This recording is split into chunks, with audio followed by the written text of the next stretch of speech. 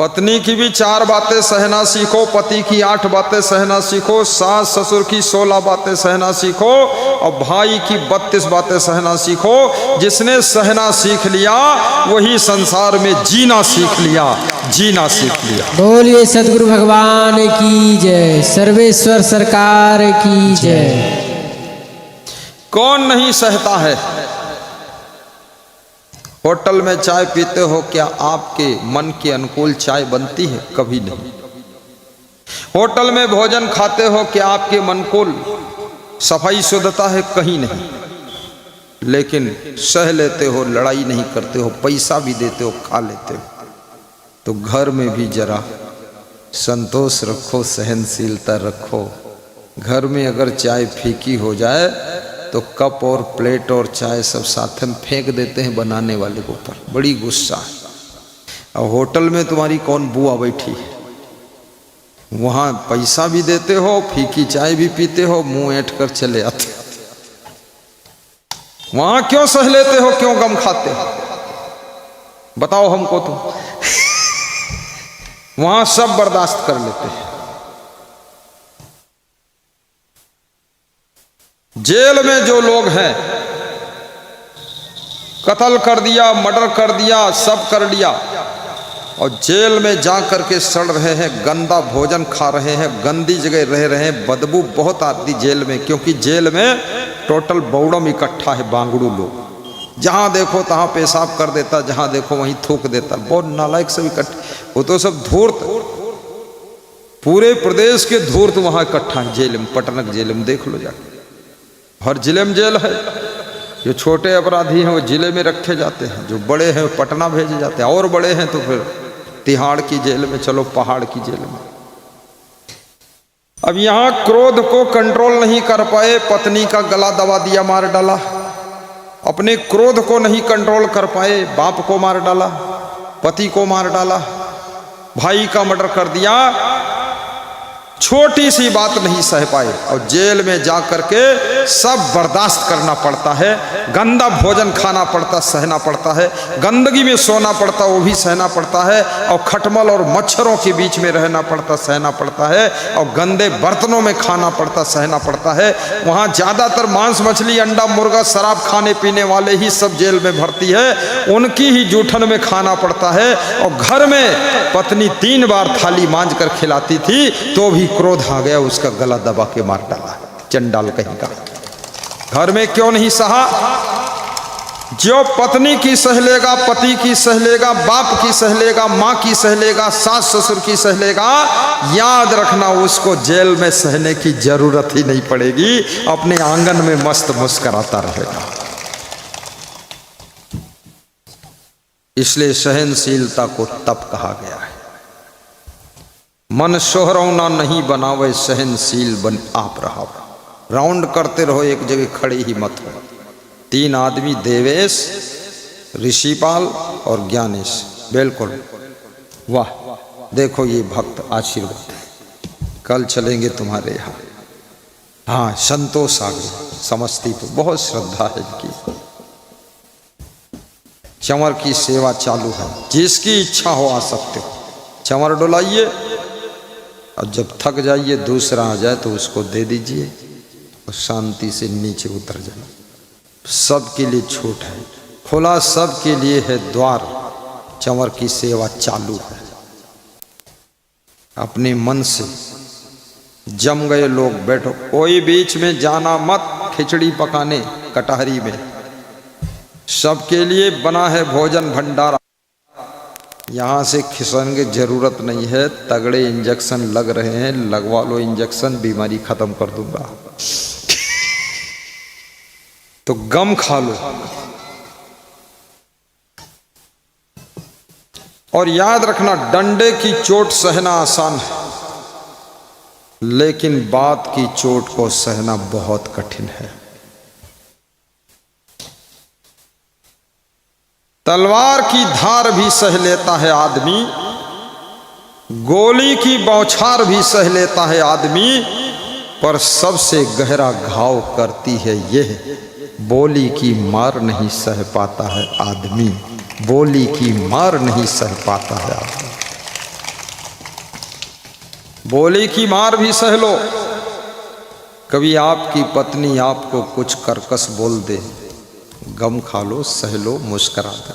1000 बार मीठा बोली है, एक बार कुछ जोश में आ गई बोल दिया तो इतना बुरा मत मानो कि अब जहर ही खा लिया जाकर। कभी आपके पति ने कुछ कह दिया, अरे तो जहाँ 10 लोग रहते हैं 10 बर्तन कभी आपस में बज जाते हैं, लड़ जाते हैं, लेकिन बर्तन किचन से भाग थोड़े जाते, रहते वही। तुम भी तुम भी सह कर गम खा कर रहो। और जिन्होंने छोटी गम नहीं खाया है उनको पूरी जिंदगी में बड़ी गम खाना पड़ा है।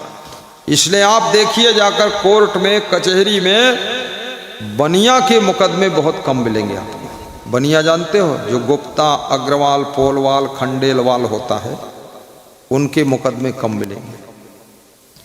क्योंकि बनिया वो जानता है 1000 रुपये की गम यहाँ खा लेंगे तो ठीक है, अगर 1000 के लिए झगड़ा किया तो 1 लाख खर्च होगा कोर्ट में, और दिन भर वहीं खड़े रहोगे, काला कोट वाले मिलेंगे तो इतना नोट निकालेंगे, बर्बाद कर देंगे। तो बनिया गम खा लेता है। सबसे ज्यादा मुकदमा किन लोगों के चल रहे हैं? जो विवेक नहीं लोगों के। थोड़ा गम खा लो, 1000 गए तो जाने दो, लेकिन 1 लाख बचाओ और समय बचाओ। अन्यथा दुकान चलाओगे कि कोर्ट में खड़े रहोगे, ये भी तो सोचो। तुम्हारे समय की भी कीमत है। और गलतियां मत कीजिए। शुत दाराओ लक्ष्मी पापियों के घर होए, संत समागम हरि कथा तुलसी दुर्लभ दोय।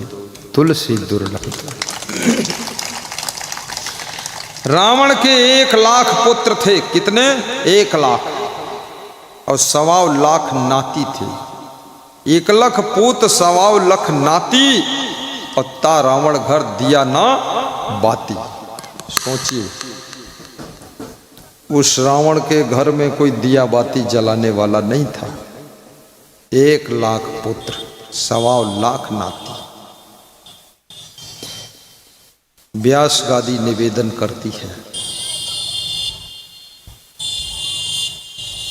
विभीषण ने भक्ति किया था तो भगवान ने विभीषण को तारा, और रावण ने गुरु भक्ति नहीं किया तो रावण को भगवान ने मारा। भक्ति करने वाले ही तर सकते हैं दुनिया से। भक्ति से ही मुक्ति मिलेगी, मोक्ष मिलेगा, कल्याण होगा, बाकी कोई उपाय नहीं है। इसलिए भक्ति मन लगा कर कीजिए। गुरु की कंठी माला पहनिए, गुरु से मंत्र सुनिए, और गुरु का ध्यान सुबह शाम करिए। और गुरु की वंदना, सुबह प्रातः वंदना, शाम संध्या वंदना, शाम को आरती, सुबह आरती, और रात में गुरु महिमा का पाठ करिए। ये भक्ति अगर जिंदा है तो पाठ पूजा होगी, भक्ति मर गई तो पाठ पूजा बंद है, डेड है भक्ति। पाठ पूजा के बिना भक्ति तो मरी हुई, लाश ढो रहे हो तुम खाली।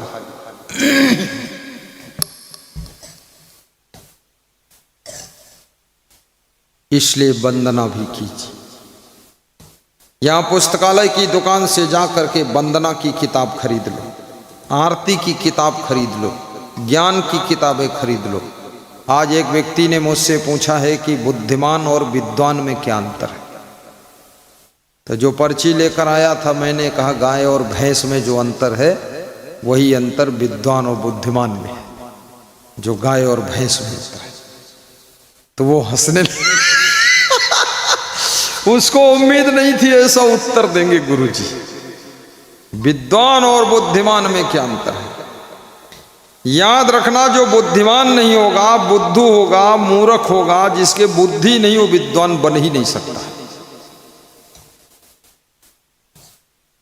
बुद्धिमान होना पहली सीढ़ी है और विद्वान होना दूसरी सीढ़ी है। जब बुद्धि ही नहीं तो विद्वान क्या बनोगे? एक अक्षर याद ही नहीं होगा। बुद्धिमान और विद्वान एक ही व्यक्ति होता है, दो नहीं होते, तो अंतर कैसे निकालोगे? अगर बुद्धिमान नहीं है तो विद्वान भी नहीं होगा। हमारे यहाँ एक साधु आया बनने के लिए लड़का, तो मैंने उससे कहा ये 65 भजन है, इसको याद कर लोगे तो साधु बना दूंगा। तो मेरे मन में उम्मीद थी कि ये 2-3 महीना में याद करेगा 65 भजन, और उसने 2 दिन में 65 भजन याद करके सुना दिया। मैं भी दंग रह गया, क्योंकि इतना लंबा याद किया 65 भजन। हाँ, 65 लाइन याद होना मुश्किल है, तुम लाठी लेकर बैठो और पीटो तो भी याद नहीं होगा। तो मैंने कहा कैसे याद हुआ? बोले मुझे साधु का भेष लेना था, इसलिए हमने रट लिया। तो हमने कहा बहुत बुद्धिमान है, और रटने के बाद वो विद्वान हो गया, याद हो गया। जो विद्वान है इसका मतलब बुद्धिमान है। धन्य हो संतोष, बहुत बढ़िया। लल्लन फुलवरिया मोतीहारी विद्वान। अब मैं कहता हूं बुद्धिमान, विद्वान, विवेकवान में क्या अंतर है और विचारवान में क्या अंतर है? बहुत अंतर है। बुद्धिमान और विवेकवान में अंतर ये है, बुद्धिमान ऐसे है जैसे बुझी हुई टार्च, और विवेकवान ऐसे है जैसे जलती हुई टार्च, बस इतना अंतर है। और विचारवान और बुद्धिमान में अंतर क्या है? ऐसे अंतर है जैसे गेहूं का ढेर लगा है, पशु आता है तो गेहूं, धूल, माटी सब खा जाता है, लेकिन बुद्धिमान ऐसे है वो टोटल ले लेगा। लेकिन जो विचारवान है वो धूल अलग कर देगा, कंकड़ पत्थर अलग कर देगा, गेहूं को धोएगा, सुखाएगा, फिर पिसाएगा, तब रोटी बनाकर तब खाएगा। उसे विचारवान कहते हैं, वो विचार पूर्वक काम करेगा। तो मैं निवेदन आपसे करूंगा कि बुद्धिमान कैसे बनोगे? अब कितने लोग, कौन है जो विद्वान नहीं बनना चाहता है? सब बनना चाहते हैं लेकिन बन नहीं पाते। सबकी इच्छा है मैं विद्वान बनूंगा। आज मेरे पास में उत्तर प्रदेश के कमिश्नर का फोन आया, श्री यल वेंकटेश्वर लू साहब। प्रबंधक को फोन किया, उसने बात कराया, तो उन्होंने कहा भोपाल में बहुत बड़ा सम्मेलन है, उस सम्मेलन का नाम है आनंद महोत्सव, तो आपको मैं आमंत्रित करता हूं, आप भोपाल पधारिए। मैंने कहा उस समय मेरा कार्यक्रम रांची में लगा हुआ, बहुत बड़ा कार्यक्रम, संभव नहीं कि मैं आ जाऊं। बोले हवाई जहाज से आ जाओ। तो हमने उसी दिन प्रवचन है। अरे बोले आप आ जाते तो आनंद आ जाता, प्रवचन सुना देते। अब वो कमिश्नर है, पूरे उत्तर प्रदेश के जितने जिले हैं उन सब कमिश्नरों के ऊपर सुपर कमिश्नर है यल वेंकटेश्वर लू बुला रहा। क्यों बुला रहा? गुण के ग्राहक सहस्र नर, बिन गुण लहाई न कोई। हर आदमी गुण का ग्राहक है।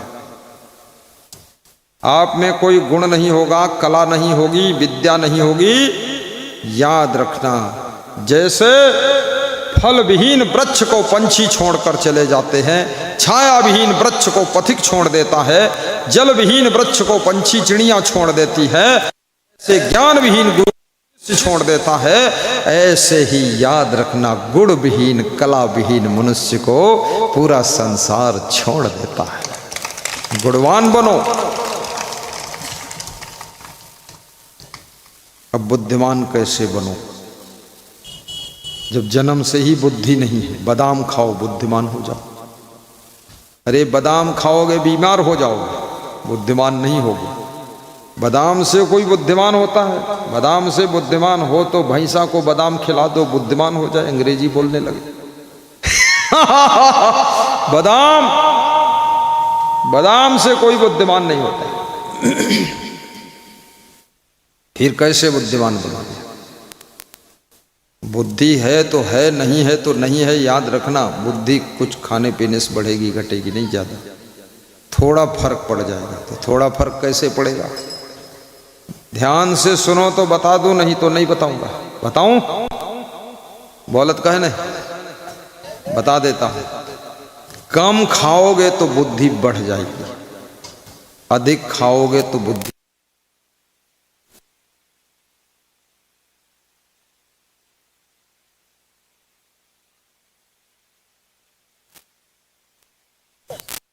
खोपड़ी बचेगी, बुद्धि सब खत्म।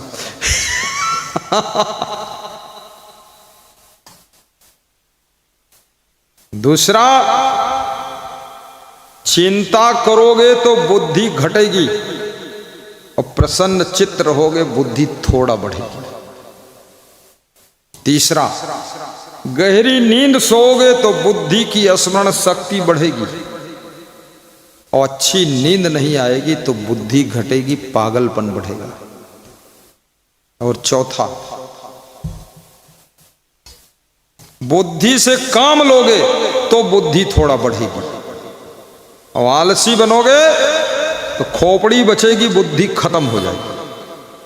बुद्धि से काम लेना पड़ेगा। सरसत के भंडार की बड़ी अपूरब बात, ज्यों खर्चे त्यों तो बढ़े, बिन खर्चे घट जात। बुद्धि को खर्च ना करो तो घट जाएगी, इसलिए खूब बुद्धि खर्च करो। जो लोग शरीर से खूब काम करते उनका शरीर मजबूत हो जाता है और जो शरीर से काम नहीं करते उनका शरीर कमजोर हो जाता है। देखो कितनी उल्टी बात है। बुद्धि से अगर ज्यादा काम लोगे तो बुद्धि तीव्र हो जाएगी और बुद्धि से काम नहीं लोगे तो बुद्धि मंद हो जाएगी। काम कौन लेता है? बुद्धि से काम लेना पड़ेगा। बुद्धि का एक्सरसाइज करो, बुद्धि का व्यायाम। मैं ग्रेजुएट में पढ़ रहा था तो कक्षा 8 का सवाल हल कर रहा था, मैथमेटिक। तो उसमें सब सवाल हल कर दिया मैथमेटिक के, एक क्वेश्चन फंस गया, उसका आंसर सही नहीं है। रात भर जुटा रहा। अब 2 विद्यार्थी थे तो फिर एक कृषि अधिकारी के पास हम गए, जिला कृषि अधिकारी। वो बिस्तर में लेटा था, 5 बजे सुबह उसके कमरे में पहुंचे। हमने कहा एक क्वेश्चन नहीं हल हो रहा। बोले बोलो। तो हमने कहा कलम कागज लो, लिखो। बोले तुम ऐसे ही बोल दो। तो हमने खड़े खड़े बोल दिया। वो लेटे लेटे पैरा में लेटा था, पैरा में, ठंडी के महीने पैरा में लेटे लेटे फट से बता दिया। बोले ये है।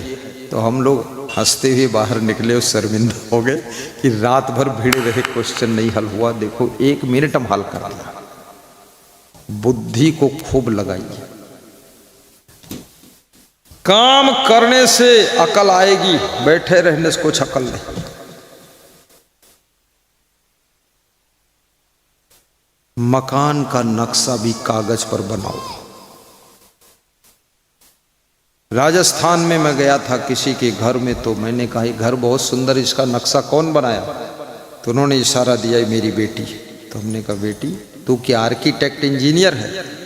बोले आर्किटेक्ट नहीं हूं, मैंने 200 नक्शा कागज पर बनाया, उसके बाद ये नक्शा पास हुआ। पढ़े लिखे कितना हो तुम, इससे मतलब। रमेश कुमार सरपंच ग्वालियर का, उसके घर पधरौनी गया तो उसका मकान बहुत अच्छा देखा। हमने कहा कौन नक्शा बनाया? बोले मैंने। कितनी पढ़ाई किया? बोले 5वीं। तो हमने कहा क्या करते हो? बोले आर्किटेक्ट इंजीनियर का काम करता हूँ, दिल्ली के इंजीनियरों की पेंट उतार देता हूँ। तो हमने कहा क्या मतलब? बोले दिल्ली के इंजीनियर मेरी टक्कर नहीं लेते, 5वीं पास हूँ, इतना दिमाग लड़ाया हूँ, बुद्धि का प्रयोग किया हूँ, अब इतना ज्ञान बढ़ गया मेरे पास। आलसी और कामचोर निकम्मे लोग बुद्धू हो जाते हैं। इसलिए आज संकल्प ले लो कि बुद्धि का प्रयोग करो, कामचोर मत बनो। दिमाग लड़ाते रहो। दिमाग लड़ाने में क्या परेशानी? तुम पड़ोसी को लड़ाते हो, अपना दिमाग लड़ाते ही नहीं। दिमाग लड़ाइए कि मकान कैसा बनाना है, गाड़ी कैसी लानी है। तर्क स्वयं से तर्क करिए, दूसरों से नहीं। दूसरों से तर्क करोगे तो मारपीट हो जाएगी। खुद से तर्क करो। कि ये गाड़ी लूँगा तो क्या होगा, वो गाड़ी लूँगा तो क्या लगेगा, कितना डीजल खर्च होगा, कितना मेंटेनेंस आएगा, इस कंपनी को लूँगा तो क्या फ़ायदा, उस कंपनी को लूँगा तो क्या फ़ायदा, इसमें कितनी सीट रहेगी, कितना माइलेज रहेगा, और ये गाड़ी का बैलेंस कैसा है, पलट तो नहीं जाएगी, कैसी होगी। दुनिया भर का तर्क करके तब गाड़ी खरीदो। दिमाग का व्यायाम करते रहो और बुद्धि थोड़ा और बढ़ाना है तो जोर से हंस दिया करो 24 घंटे में 2-4 बार। हंसते कोई है ही नहीं, सब ऐसे बैठे हैं जैसे बहुत सीरियस मरीज है, लगता हॉस्पिटल में आए। मैं यही देख रहा हूँ, मैं सोचता हूँ सत्संग के आखिरी तक 2-4 लोगों का आखिरी न हो जाए। हाँ, अरे जो है सो है, हंस करके जिंदगी जियो। जो बहुत जगह फंसता है वही नहीं हंसता है, और जो कहीं नहीं फंसता वो हमेशा हंसता है।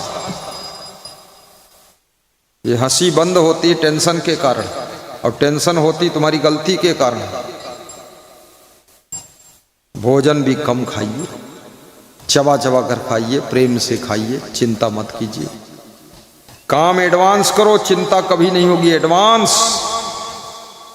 मैं सत्संग कर रहा था औरैया जिले में उत्तर प्रदेश में, तो पारिवारिक क्लास लिया, परिवार के लोग बैठे, वो 7 भाई है 8 भाई, तो सब लेडीज़ बैठ गई, बच्चे बैठ गए, वो बैठ गए, थोड़ा ज्ञान दिया। तो लेडीजें बता रही थी बहुत दुख है।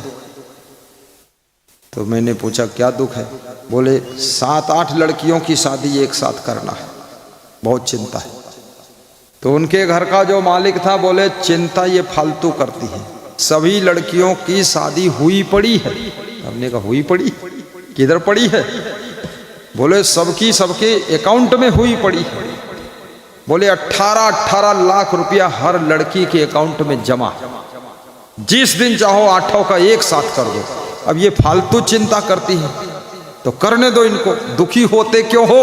उसने बोला था दुखी होते क्यों हो, चिंता करते क्यों हो, पहले से हुई पड़ी है, हम 10 साल पहले से पैसा सब जमा कर दिया। एडवांस सोचने वाले लोगों को चिंता नहीं होती है, जो समय पर काम नहीं करते हैं वे चिंता की चिता में जलते रहते हैं। इसलिए before management tension free mind रखिए और पहले से ही व्यवस्था बना कर रखिए। जय जय। मैं 3 दिनों से लगातार देख रहा हूं ये चितरंजन यादव हमारे साथ ही रहते हैं, सुबह भी, दोपहर भी, शाम भी। तो मैं सोचता हूं इतना बड़ा भंडारा हो रहा, इतना बड़ा सत्संग, ये साथ में रहते कैसे होगा? उन्होंने पहले से ही सब व्यवस्था जमा लिया है। अब ऐसा नहीं कि जब गुरुजी आए हैं तो माचिस खरीदे जाए रेवासी, वो नहीं काम। अब गुरुजी आए हैं तो जाए रहे रजाई खरीदे। ये बिफोर मैनेजमेंट, पहले से सोचो।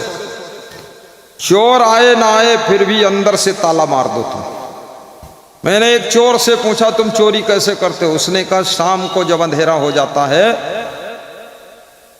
तो उसके घर में जाकर मैं बैठ जाता हूं। किसके घर में? बोले जिसके घर में चोरी करना उसके घर में। और किसके घर में? तो कहां बैठते हो? तो चोर ने कहा जहां अंधेरा होता उस कोने में जाकर या खाट के नीचे बैठ जाता। तो हमने कहा अच्छा फिर? बोले फिर जब सब सो जाते हैं मैं लेटा रहता हूं चुपचाप, और खांसी की गोली भी ले जाता हूं, अगर खांसी आए तो मुंह में डाल के चूसता रहता हूं।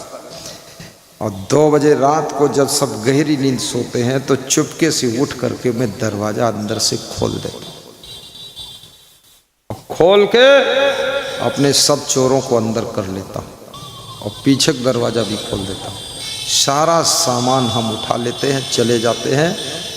2 बजे से 3 बजे के बीच में हम चोरी करते हैं, और 2 बजे से 3 बजे गहरी नींद होती है। तो तुम जब ताला लगाते हो बाहर लगाते हो, लेकिन मैं आपको आज बता देता हूँ जब रात में सोइए तो अंदर ताला लगाइए, ताकि चोर अंदर घुस भी गया है तो अंदर ही रहे, वो भी टेंशन में पड़ जाए। अब मैं बहुत सारी चतुराई तुमको बताता नहीं, मुझे शर्म लगती ही नहीं, तो सब बता दूं तो तुम कहोगे अरे गजब हो गया। अंदर से ताला लगाइए और स्वयं लगाइए। बेटे के सहारे मत रहिए, न बेटे के सहारे, न बहू के सहारे, न पत्नी के सहारे, न पति के सहारे, खुद। और चाबी कहाँ रखना है आपको पता है, मुझे पता है, मैं जानता हूं चाबी कहाँ रखना है। चाबी अपने बिस्तर के नीचे, जहां तुम्हारी कमर के नीचे टांग रहती जांघ, वहां पर गद्दे के नीचे घुसेड़ के रखो। क्योंकि सब जानते हैं सिरहाने कोने में चाबी रखी जाती है, वहीं पलट के देखेंगे, तुम वहां डालो जाकर। हमारे साथ में एक साधु था, कह रहा था मेरा चप्पल कभी नहीं खोया है। तुमने कहा क्या करते हो तुम? और कितने साधुओं के चप्पल जो है हर गांव में एक दो जोड़ी खो जाता है। तो साधु बोला मैं ये करता हूँ, बायां का चप्पल मैं इस कोने में डालता हूँ, दाहिने का चप्पल उस कोने में डालता हूँ। जब जोड़ा मिला नहीं पाता है तो कोई ले भी नहीं जाता। ये सब छोटी छोटी बातें हैं, लेकिन चतुराई की बातें। अगर गाड़ी रोज नहीं चलाना है तो गाड़ी का एक पहिया खोल करके अंदर रख लो और वहां जैक मत लगाना, ईंट लगा दो। कभी कोई चोर आया भी हो, गाड़ी चोरी किया तो धड़ाम से गिरेगी, वो जाएगी। और पहिया लेकर आएगा वो बहुत बड़ा सेटिंग का काम, तब तक खटपट होगा, तुम उठ जाओ। और रात में पति पत्नी सलाह कर लो कि तुम 12 बजे उठ करके थोड़ा टहल लेना, टार्च लगा देना, और मैं 2 बजे उठकर टार्च लगाऊंगा, छत से चारों तरफ घुमाऊंगा, खांसूंगा थोड़ा। और फिर माँ की ड्यूटी लगा दो, तू 4 बजे उठ जाना। बाप से कह दो 5 बजे उठ के टहल लेना। बाप है कुंभकर्ण की तरह सोता है, बुद्धि नहीं है, बाप बन गया खाम खाम, मत बन बाप, उठ। तो सबकी ड्यूटी लगाइए, सावधान रहिए, बेहोश होकर के मत सोइए। अच्छी नींद लेना चाहिए, लेकिन सेटिंग भी करना चाहिए। और ये भी याद रखना, अब कुछ नहीं बताऊंगा, अब अलग सत्संग सुनाऊंगा, बहुत ज्यादा हो जाएगा। आशीर्वाद क्या नाम? सच्चिदानंद प्रसाद। कहाँ से? कैलाशपुरी से आए। देखो कितना दूर से, ताली बजा दो इनके लिए। जाओ बैठो। गुरुदेव तुम्हारी जय जय हो, भगवान तुम्हारी जय जय हो। गुरुदेव तुम्हारी जय जय हो, भगवान तुम्हारी जय जय हो। गुरुदेव तुम्हारी जय जय हो, हे क्षमा तुम्हारी जय जय हो। गुरुदेव तुम्हारी जय जय हो, हे क्षमा तुम्हारी जय जय हो। कबीर तुम्हारी जय जय हो, कबीर तुम्हारी जय जय हो। महावीर तुम्हारी जय जय हो, महावीर तुम्हारी जय जय हो। गुरुदेव तुम्हारी जय जय हो, कबीर तुम्हारी जय जय हो। ताली बजाकर गाइए, बोलिए, मुंह से आवाज नहीं आ रही है। कबीर तुम्हारी जय। जो गाएगा नहीं अगले जन्म में गूंगा गूंगा बूंगा पैदा होगा। जय जय हो, बोलो नहीं तो लग जाएगा श्राप। तुम्हारी जय जय। अब डर मारेगा नहीं कि गूंगा न हो जाओ। तुम्हारी जय जय हो, हे नाथ तुम्हारी जय जय हो। भगवान तुम्हारी जय जय हो भगवान तुम्हारी जय जय हो गुरुदेव देव तुम्हारी जय जय हो। बस अब मत बजाना ना तो गाना, अब सुनना। तो बुद्धि बढ़ाने के लिए व्यायाम भी करना चाहिए। दौड़ने से बुद्धि बढ़ती थोड़ी सी, ऐसा ज्यादा नहीं बढ़ेगी, क्योंकि घोड़ा रोज दौड़ता है, उसकी बुद्धि कहाँ बढ़ेगी है, लेकिन थोड़ा असर पड़ेगा।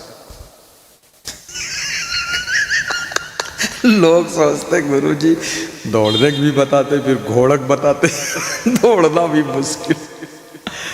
और दुखी रहने से बुद्धि घट जाती है। दुखी, ज्यादा दुखी रहोगे बुद्धि खत्म। शाहजहानपुर के एक भक्त की पत्नी कह रही थी कि हमारी बुद्धि सब खत्म हो गई, ज्ञान खत्म हो। कैसे? बोले लड़का जब से पैदा हुआ ये बड़ा वाला इतना परेशान किया है कि सब ज्ञान बुद्धि सब खत्म हो गया। रामायण की 200 चौपाई याद रहे, सब खत्म हो। तो हमने फिर बचा क्या? बोले हमारी मूर्खता बची और कुछ नहीं बचा। याद रखना, लड़का का दुख हो, लड़की का दुख हो, माँ बाप से दुख हो, कोई दुख हो, दुख हमेशा बुद्धि की कुशाग्रता को खत्म कर देता है। इसलिए मैं निवेदन करूंगा, दुख आए लेकिन दुखी मत हो। जैसे सर्दी आई पर तुमको सर्दी लगी नहीं, क्यों? तुमने रजाई ओढ़ लिया, स्वेटर पहन लिया, जैकेट पहन लिया, कंबल ओढ़ लिया, सर्दी नहीं लगी। जैसे बरसात आई लेकिन तुम भीगे नहीं, क्योंकि छत के नीचे बैठे रहे, छतरी लगा लिया, बरसाती ओढ़ लिया, झिल्ली ओढ़ लिया, गाड़ी में बैठ लिया, तुम बच गए। बरसात तो हो रही लेकिन भीग नहीं रहे हो, ठंडी तो है लेकिन ठंडी लग नहीं रही है। ऐसे याद रखना, गर्मी है पर तुम्हें गर्मी नहीं लग रही, क्योंकि तुमने पंखा चला लिया, कूलर चला लिया, एसी चला लिया, तो गर्मी नहीं लग रही है। ऐसे ही दुख तो है लेकिन तुम्हारे पास में विचार होना चाहिए, विवेक होना चाहिए, ज्ञान होना चाहिए, तो दुख में तुम दुखी नहीं होगे। दुख तो रहेगा लेकिन दुखी नहीं होगे। बोलिए सद्गुरुदेव की जय। ठंडी तो रहेगी लेकिन ठंडी लगेगी नहीं। अभी गर्मी है नहीं है, ठंडी है नहीं है, बरसात है नहीं है, तो क्या है? कुछ नहीं है, एयर कंडीशन मौसम है। ना सूरज निकला है ना सूरज ढका है, ना गर्मी है ना बरसात है, ना कुछ नहीं, एयर कंडीशन। कोई जन्म का पुण्य जरूर है कटहरी वालों का, जहां पर ऐसा मौसम हुआ है, न गर्मी न बरसात न ठंडी, एकदम एयर कंडीशन वातानुकूलित मौसम है, सब आनंद से रह रहे।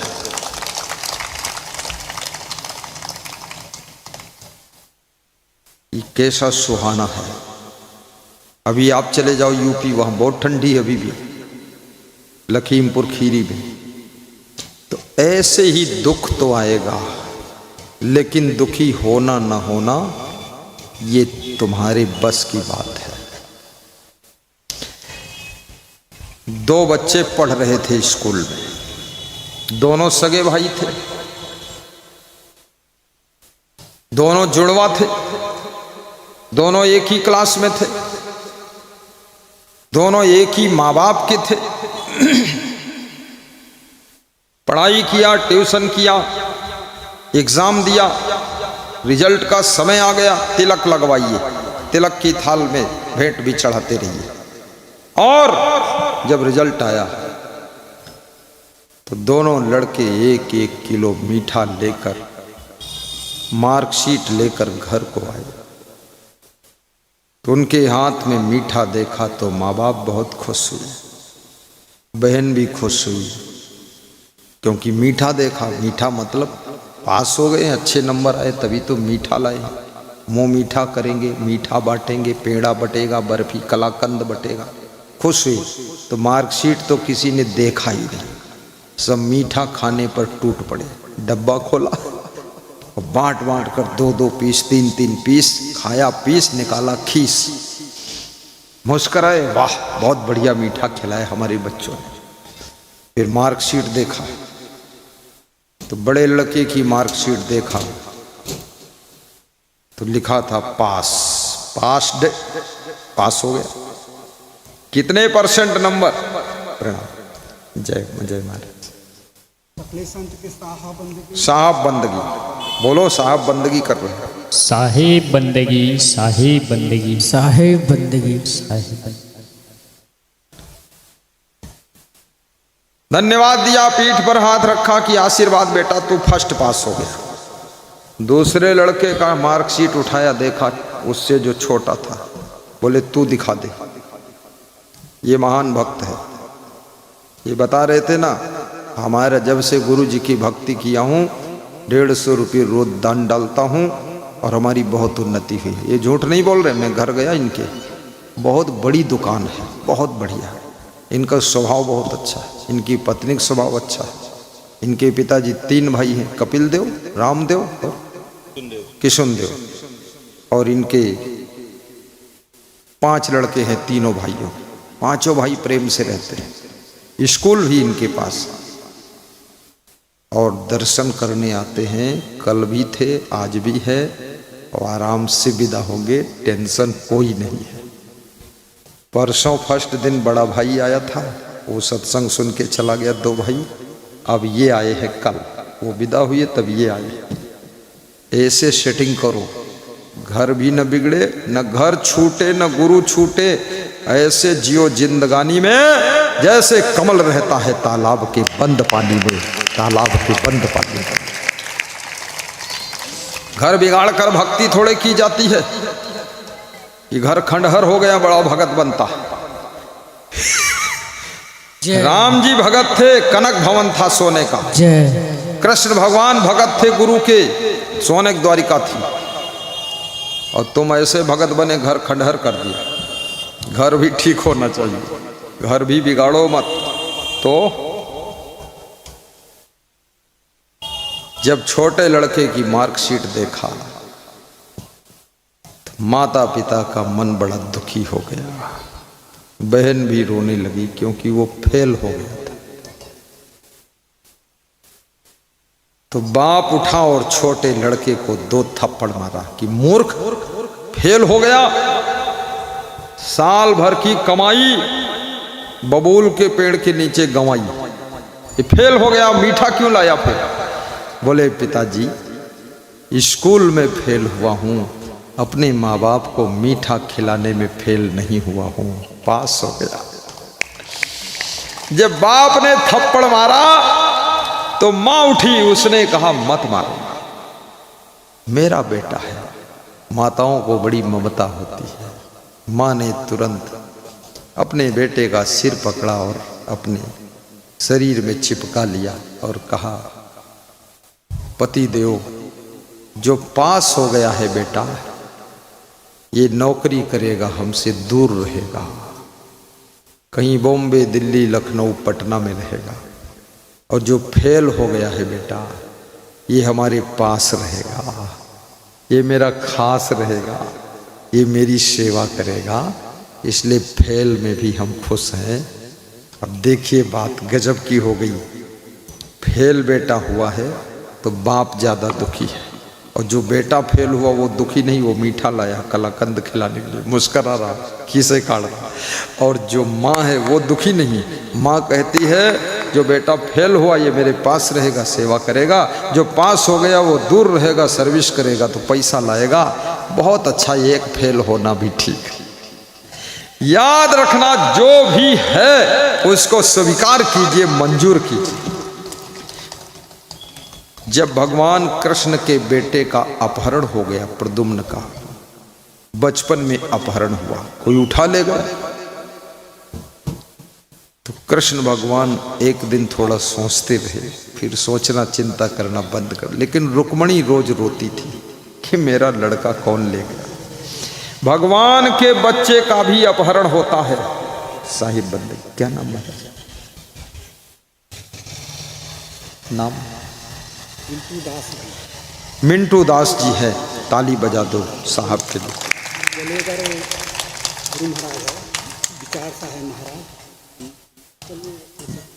बहुत बहुत धन्यवाद, सेवा किया। तो फिर आगे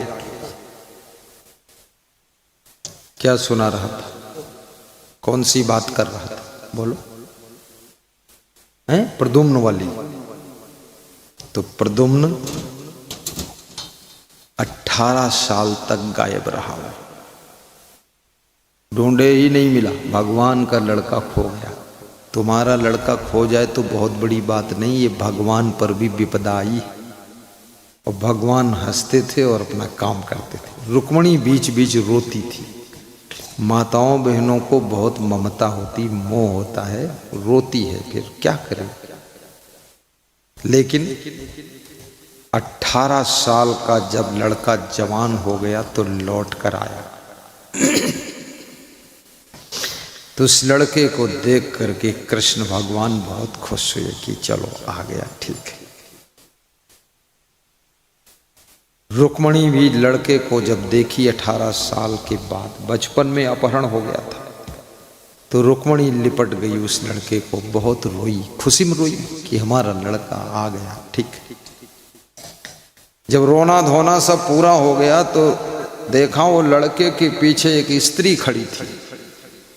तो रुक्मणी ने पूछा ये स्त्री कौन है साथ में। तो लड़का हाथ जोड़कर बोला, कहा माता जी ये आपकी बहू है। अरे पागल, इसको लेकर आया। ये तो बहुत उम्र की लग रही है। बोले ज्यादा उम्र नहीं है, मैं 18 साल का हूं और ये 36 साल की है। बोले इतनी पुरानी? बोले बिल्कुल ट्रेंड है, सिखाना कुछ नहीं पड़ेगा। तो रुक्मणी और रोने लगी, अरे ये किस औरत को लेकर आया है। तो कृष्ण भगवान ने कहा कि रो मत, दुखी मत हो, ये बहू आ गई, स्वीकार करो। और लड़का आ गया। अब सबसे बड़ी बात है, इसकी शादी ढूंढना पड़ता, वो भी झंझट था, वो काम इसने खुद कर लिया। दूसरी बात, शादी में 10-20 लाख खर्चा होता, वो भी बच गया, वो भी ठीक। फिर बाजा गाजा वाले को बुलाओ, वो भी खर्चा बंद हो गया। फिर बारात करो, सबको खाना पीना करो, 2-4 लाख का वो भी खत्म हो गया।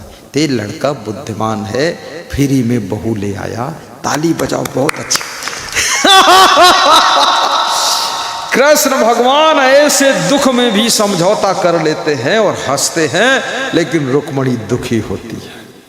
याद रखना, ऐसे ही तुम्हारे जीवन में, तुम्हारे घर में, तुम्हारे परिवार में ऐसी घटना होगी, उसमें अपने आप को समझाना अगर आ गया तो तुम दुखी नहीं होगे। अगर खुद को समझा नहीं पाए तो जिंदगी सब रोते रोते निकल जाएगी, जिंदगी दुख में निकल जाएगी। ये समझना। बहुत सुंदर, बहुत सुंदर। दुख में मत घबराना पंछी, यह जग दुख का मेला है। चाहे भीड़ बहुत अंबर पर, उड़ना तुझे अकेला है।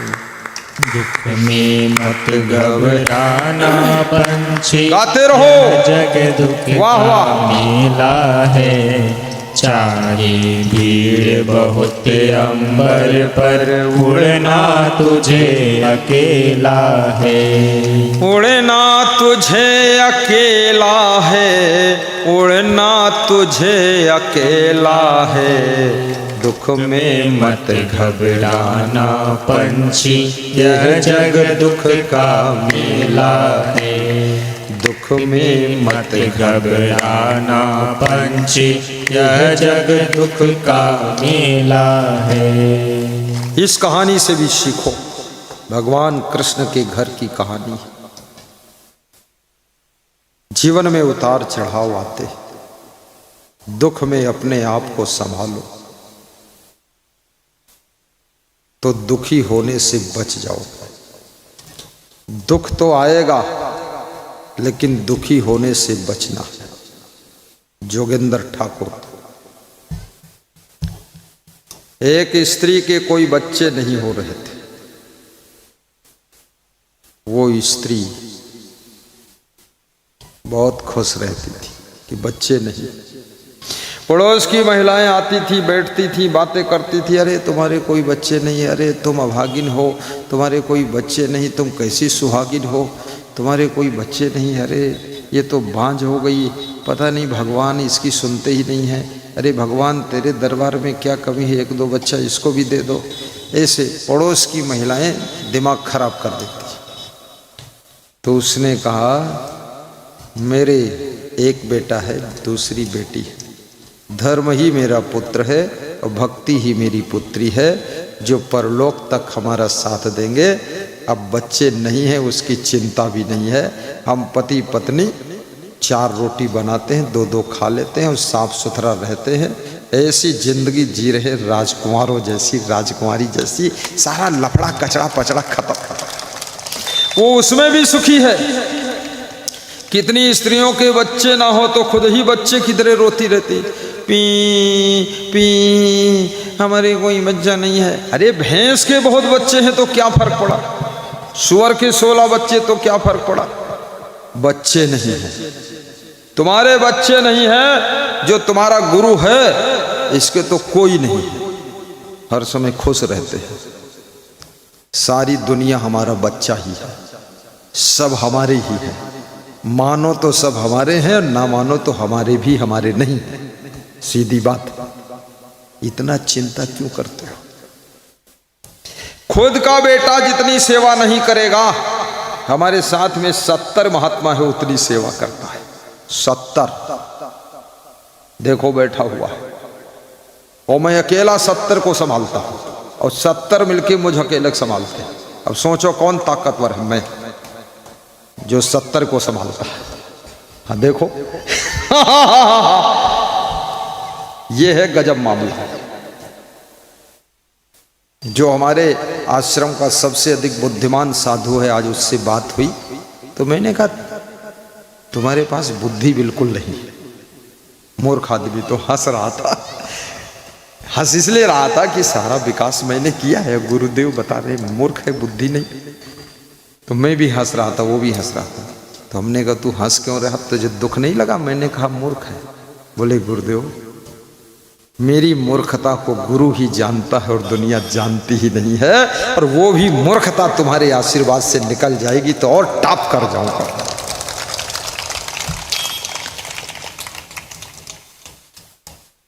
बच्चे अगर हो तो भी खुश रहिए, बच्चे थोड़ा गलतियां करेंगे, दुखी मत हो।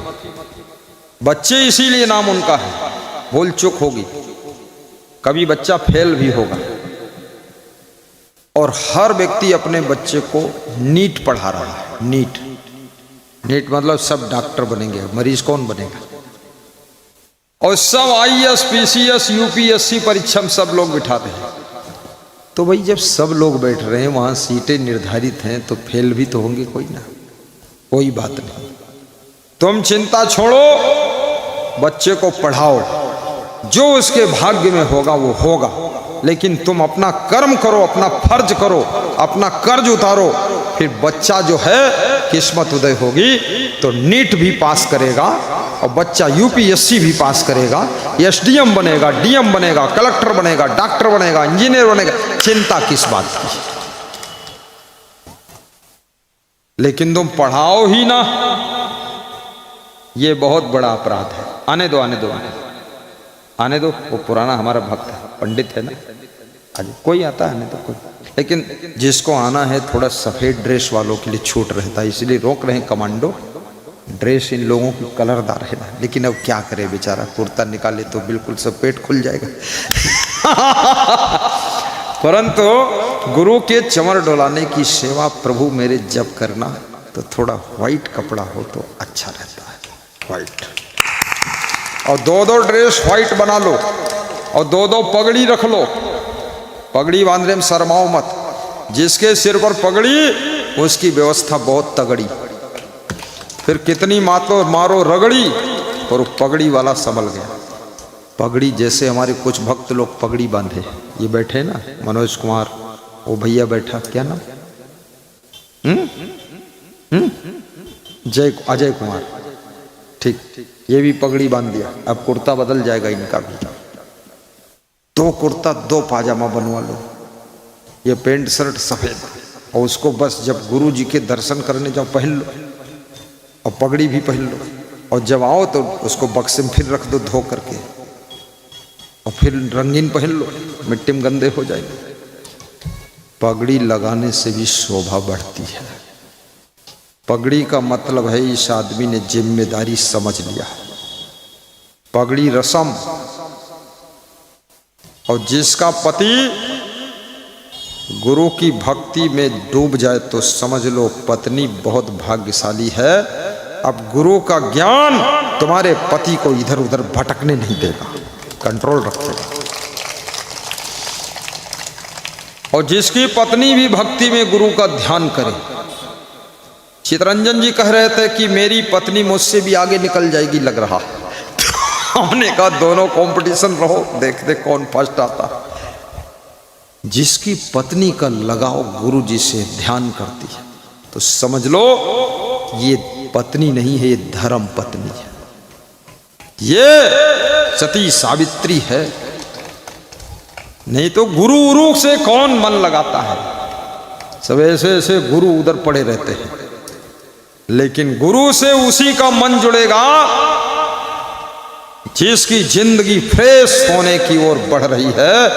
आप समझ लेना वो नारी की रूप में नारायणी अंदर प्रकट होने जा रही है, और नर के रूप में नारायण, पुरुष के रूप में पुरुषोत्तम, और एक स्त्री के रूप में लक्ष्मी का रूप प्रकट होने जा रहा है। किसी का बेटा बेटी अगर गुरु में लगन लग जाए, क्या बात है। ये बेटा नहीं है, ये ध्रुव प्रहलाद बन गया। ये तुम्हारी बेटी मीरा और सेवरी हो गई। ये साधारण नहीं है लगन लगना। लाख समझाओ गुरु का दर्शन करने नहीं आता है बेटा। 1000 बार कहो। मुझे एक बहुत बड़े अफसर, जिला समाज कल्याण के अफसर अपने घर ले गए तो उनकी बेटी जो है स्नान करने के लिए बाथरूम में घुस गई। बोले बेटी को दर्शन कराना है, आधा घंटे रुक जाओ, स्नान करके आ रही है। वो अंदर से निकली ही नहीं। तो हमने कहा कब निकलेगी, आधा घंटे हो गया। बोले गुरुदेव वो दर्शन करना ही नहीं चाहती। तो हमने कहा जय हर हर गंगे, निकलो बाहर। मैंने साधुओं से कहा उठाओ सामान निकलो यहाँ, वो दर्शन नहीं करना चाहती, इसलिए डबल स्नान करने के लिए 12 बजे दोपहर में बाथरूम में घुसी बैठी। क्यों नहीं करना चाहती है? अरे वो बहुत खतरनाक है लड़की, चरित्रहीन, बेविचारी, गलत दिमाग। क्योंकि इतने तेजस्वी गुरु के सामने पढ़ने की उसके अंदर साहस नहीं, और सामने पड़ जाए तो उसके पाप कट जाएंगे, दिमाग शुद्ध हो जाए, बुद्धि शुद्ध हो जाए, कल्याण हो जाए। तो ये अगर कोई तुम्हारा बेटा गुरु में रुचि लेता है तो समझ लो तुम्हारी किस्मत बुलंद है। तो साहेब बंदगी बोलो एक बार। साहेब बंदगी। दुखेश अनुद्विग्न मनः सुखेश विगत अस्पृहा बीत राग भय क्रोधा स्थित धीमन उच्चते। जो दुख के आने पर भी दुखी ना हो, ठंडी के आने पर भी जिसको ठंडी न लगे तो समझ लो होशियार हो गया। और जो धूल के उड़ने पर भी जिसको धूल न लगे, इसका मतलब शीशा बंद गाड़ी में एसी में बैठा है, धूल तो सड़क पर उड़ रही, लग नहीं रही। ऐसे ही अपने जीवन में विवेक और ज्ञान का शीशा बंद कर लीजिए, दुनिया के दुखों की धूल तुमको छू नहीं पाएगी और तुम पवित्र बने रहो। एक छोटी सी कहानी सुनाऊंगा, बहुत अच्छी कहानी, आशीर्वाद। बहुत बड़े परम भक्त है ये, क्या नाम है? शंकर पंडित। बहुत दानी, ज्ञानी, निर्माणी और महान। मेरी नज़र पड़ गई है। अब तुम एक बना लेना सफ़ेद ड्रेस, ठीक? बस अगली बार।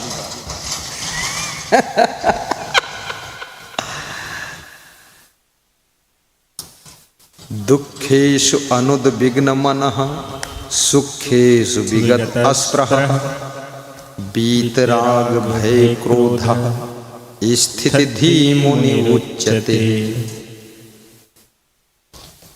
जिसका राग समाप्त हो गया, भय समाप्त हो गया, द्वेष समाप्त हो गया, उसके दुख समाप्त हो जाते हैं। छोटी सी कथा है, मनुष्य कैसे दुखी सुखी होता है। एक सेठ रात में सोया था, गहरी नींद में था। उसके खाट पर किसी ने डंडा मारा। क्या मारा? डंडा मारा। और वो डंडा खाट में कम लगा, टांग में ज्यादा लगा, तो उसको चोट लग गई।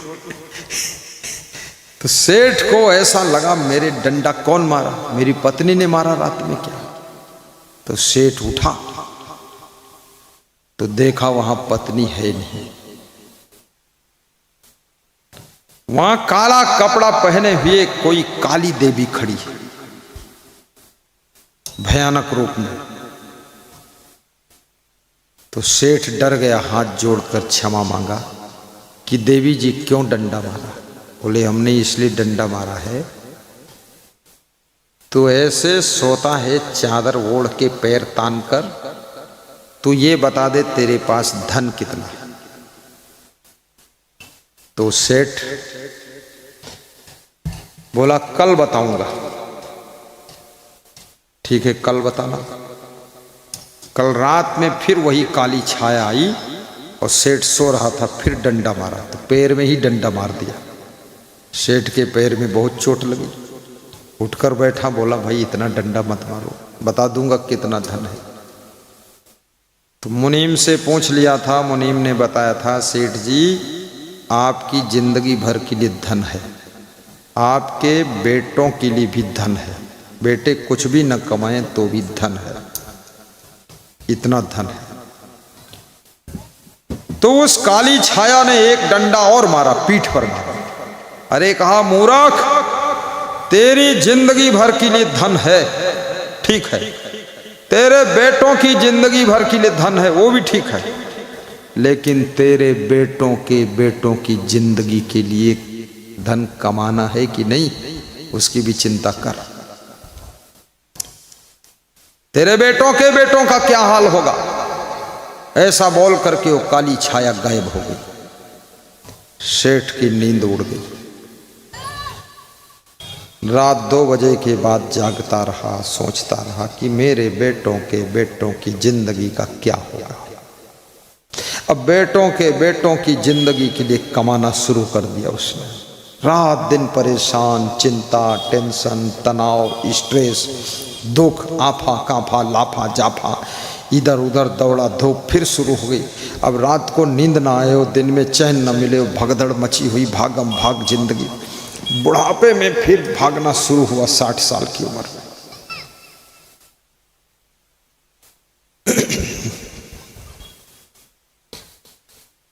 रिश्तेदार मिलने आते थे, अब हंसना बंद, मेहमान आए उनसे मुस्कुराना बंद, पत्नी से मीठी बात करना बंद, क्योंकि टेंशन हो गई बेटों के बेटों की जिंदगी के लिए। मित्र आए तो उनके पास में खुश रहना बंद, ऐसे मुंह लटका के बैठे, हर समय चिंता टेंशन। तो एक दिन मित्रों ने पूछा, सेठ जी आप बहुत खुश रहते थे, अभी 2-4 दिनों से देख रहा हूं, ये क्या हो गया आपको। तो सेठ ने कहा कि रात में काली छाया आई थी, उसने पूछा धन कितना, मैंने कहा मेरी जिंदगी भर के लिए है, बेटों की जिंदगी भर के लिए है।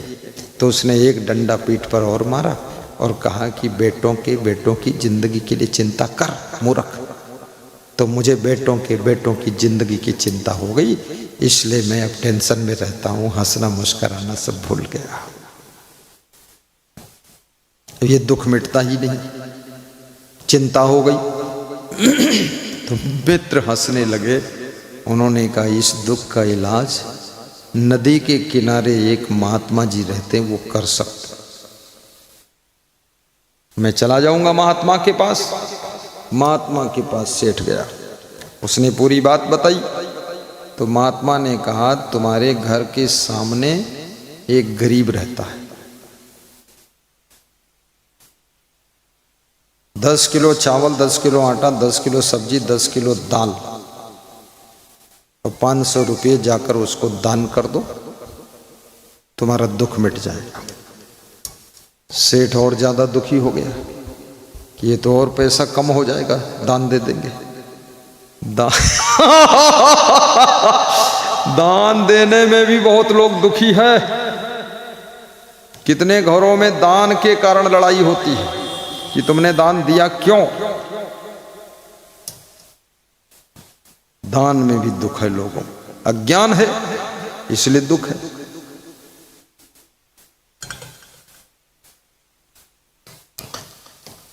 खुश नहीं हुआ सेठ महात्मा की बात सुनकर। तो महात्मा ने कहा खुश नहीं हुए, क्या बात? बोले खुश क्या हो, हम आए थे इसलिए कोई उपाय बताओगे तो बेटों के बेटों की जिंदगी के लिए धन मिल जाएगा, और तुम ऐसा उपाय बताए हो और कम हो जाएगा इसलिए हम नहीं खुश हुए। महात्मा मुस्कराया। महात्मा ने कहा जो मैंने कहा है वही उपाय है, जाओ तुम जाओ करो जाकर। सेठ गया, सेठानी से बताया कि महात्मा की आज्ञा हुई है, 10 किलो आटा, दाल, चावल, सब्जी और 500 रुपये पड़ोसी सामने है, उसको दे देना। सेठानी ने कहा इसमें क्या पूछना है, दे दो, अपने घर तो हजारों कुंटल भरा हुआ है। जिनके हजारों कुंटल है 10 किलो देना भी मुश्किल है, और जिनके पास में केवल 2 कुंटल चावल है उसमें से भी 10 किलो दान हंसते हंसते कर देते हैं। दान देने के लिए कलेजा चाहिए। दान देने के लिए मुख्यमंत्री बनने की जरूरत नहीं है। हमारे पास में बहुत सांसद विधायक मंत्री आते हैं, 1 रुपया दान नहीं निकलता। एक बड़ा चंडाल कंजड़, शर्म भी नहीं लगती उसको, इतना बेशरम। मैं उसको बोलता हूं अरे भाई सत्संग जो करा रहे गांव वाले, यहां तुम वोट मांगते हो, इतना बड़ा सत्संग हो रहा है, इनके सबके भंडारा के लिए 21,000 दे दो। तो रो धो करके 11,000 देता है। और जब वोट मांगने आता है सबके हाथ पांव जोड़ता है, दाई बने, भैया बने, बुआ बने, भैंस बने, गाय बने, गदही बने, वोट दे देते। अरे मूर्ख, तू दे नोट तब दूंगा वोट, नहीं तो तुझको दूंगा घोट, कुछ नहीं मिलेगा वोट, ऊपर से लगेगी चोट। ये दान देना बहुत हिम्मत का काम है सबके पास, जितना है उतना है, कितना है जितना है। ये दान देना कोई छोटी बात नहीं। और ये भी बात है, शास्त्र कहते दान दिए धन ना घटे, कही गए संत कबीर, तुलसी पंचन के पिए घटे न सरिता नीर। जब कोरोना हमारे देश में आया था, महामारी आई थी, विश्व की महामारी, देश की व्यवस्था 2 साल बिगड़ गई थी। कितने लोग मर गए, लाशें निकल गईं।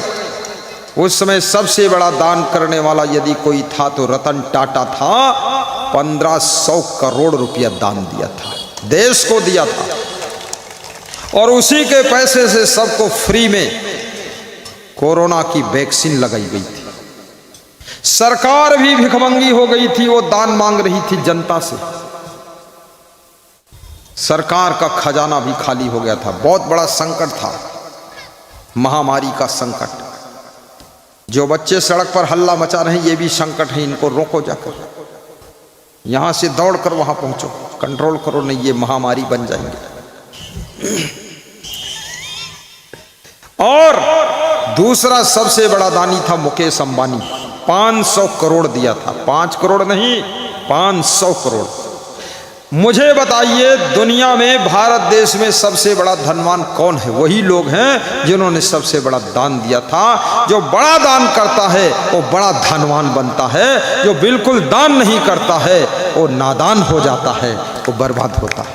बोलिए सतगुरु भगवान की जय। और मुकेश अंबानी का भाई अनिल अंबानी, उसने 100 करोड़ भी नहीं दिया, वो कंगाल हो गया, उसका सब बिजनेस बिगड़ गया, चौपट हो गया, ऐसे मुंह फैलाता घूमता रहता। उसका जो है 10,000 करोड़ का नुकसान हो गया। अनिल अंबानी, उसी का भाई है सगा। इसलिए कन्यादान भी बहुत बड़ा दान है। भंडारा में अन्नदान बहुत बड़ा दान माना गया। सत्संग में धन दान, समय दान, श्रम दान, ये बहुत बड़ा दान है। यहाँ सत्संग हो रहा, कुछ लोग पानी पिला रहे, कुछ लोग भोजन परोसेंगे, कोई खीर परोस रहा, कोई सफाई कर रहा, ये याद रखना ये श्रम दान है और इसका फल जरूर मिलेगा, कोई संदेह नहीं। इसलिए यहाँ से सत्संग जब छूटे, भंडारे में पहुंच जाना, कटहरी वाले 1 घंटा पहले पारस करो, उसके बाद खाओ, देखना डबल स्वाद मिलेगा और आशीर्वाद डबल मिलेगा। ऐसा नहीं वहां जाकर बैठ गए दमाद की तरह और खूब खा लिया और वहां से बैलगाड़ी में लद के घर गए, जा भी नहीं सकते। इतना पेट भर नहीं खाया, गला भर नहीं खाया, मुंह तक भर गया, इतना खा लिया। बोले ये दांव मिलेगा नहीं मिलेगा, असंग देव कभी आए ना आए, दांव मिला सब निपटा दो। गलत बात। पहले पारस करो, खीर परोसो, चावल परोसो, सब्जी परोसो, पानी परोसो, चटाई बिछाओ, झाड़ू लगाओ, 1 घंटे सेवा करो, उसके बाद खाओ, डबल आशीर्वाद मिलेगा और डबल स्वाद भी मिलेगा। सेवा करना चाहिए। मुझे याद है बचपन में गांव में जब बारात आती थी तो हम लोगों को भोजन परोसने के लिए माता पिता भेजते थे कि जाओ वहाँ भोजन परोसो।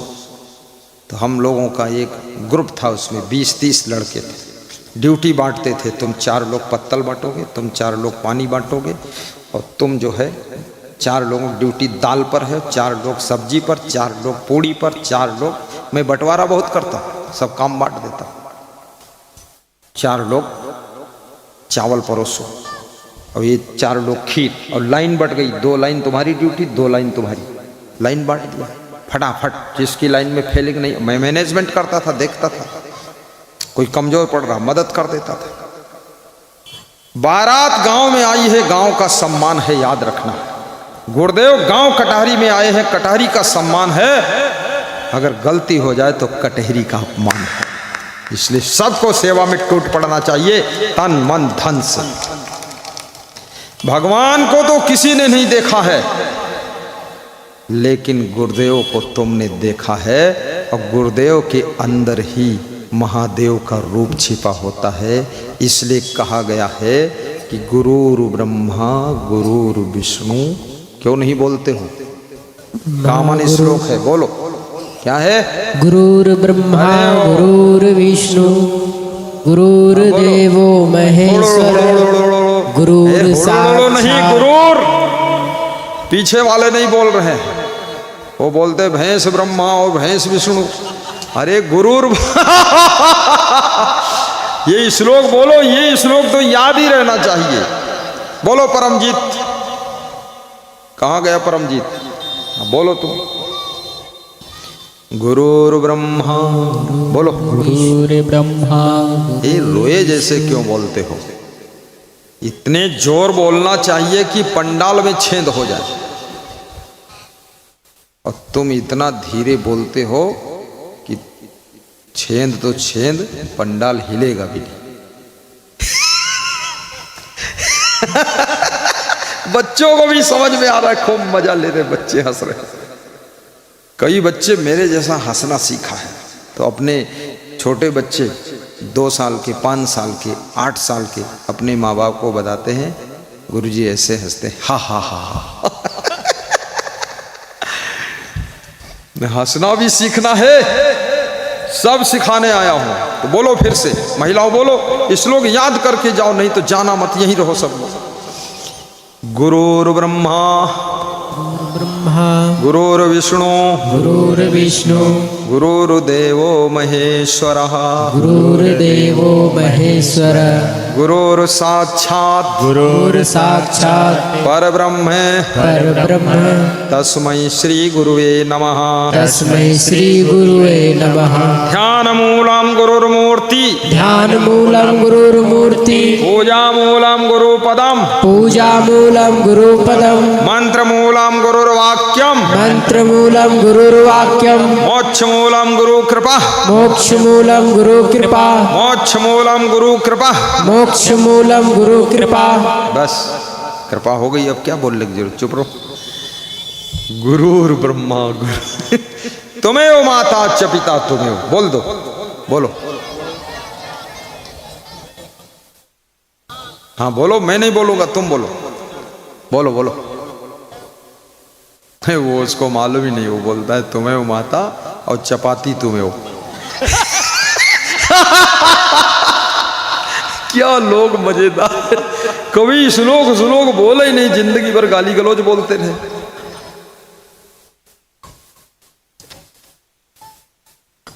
आप नजरें करम की जो कर दे, हम भी दैरो हरम छोड़ देंगे। कव्वाली है, गा दूं? कव्वाली गाऊं? गा देता हूं इसको थोड़ा। आप नजरें करम की जो कर दे, हम भी दैरो हरम छोड़ देंगे। देख लेंगे जो सूरत तुम्हारी, जिंदगी का भरम छोड़ देंगे। आपका दर्शन कर लेंगे तो जिंदगी का भरम आडंबर सब छोड़ दूंगा। देख लेंगे जो सूरत तुम्हारी, जिंदगी का भरम छोड़ देंगे। आप नजरें करम की जो कर दे, हम भी दैरो हरम छोड़ देंगे। आपकी कृपा की नजरें हो जाए मेरे ऊपर तो जितने दुष्कर्म पाप कर्म सब छोड़ दूंगा, बिल्कुल अच्छा इंसान बन जाऊंगा। हे प्रभु आप कृपा की नजर तो करो, कृपा की नजर। जिस मकान के ऊपर कृपा की नजर पड़ जाती है उस मकान का भी नजारा बदल जाता है। जिस बच्चे के ऊपर कृपा की नजर पड़ जाती है बच्चे की जिंदगी बदल जाती है। और याद रखना, जहां जहां गुरु की कृपा की दृष्टि पड़ जाती है वहां वहां सुख शांति संपत्ति की वृष्टि हो जाती है। इसलिए कृपा चाहिए।